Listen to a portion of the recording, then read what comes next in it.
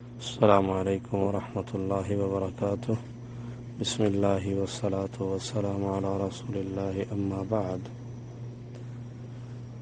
آپ نے پوچھا ہے کہ لوگ بڑی ذمہ داری کے ساتھ جوتا جو ہے نا وہ سیدھا کرتے ہیں،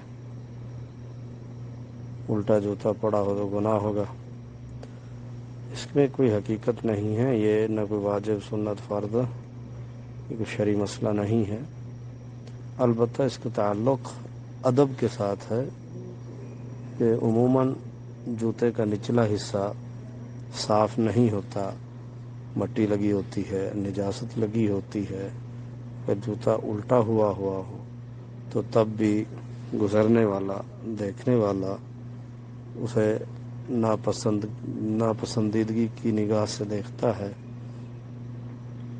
تو ادب کا اور تہذیب کا، مہذب شخص کا یہ تقاضا ہے کہ اسے سیدھا کر دے۔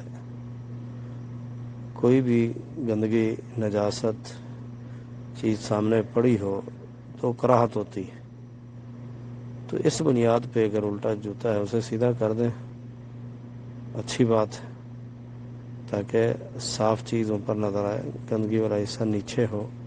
جتنی بھی بڑی معزز سے معزز شخصیت ہو، عموماً جوتے کے نچلے حصے پر مٹی، گرد غبار اور بھی کچھ لگنا ممکن رہتا ہے۔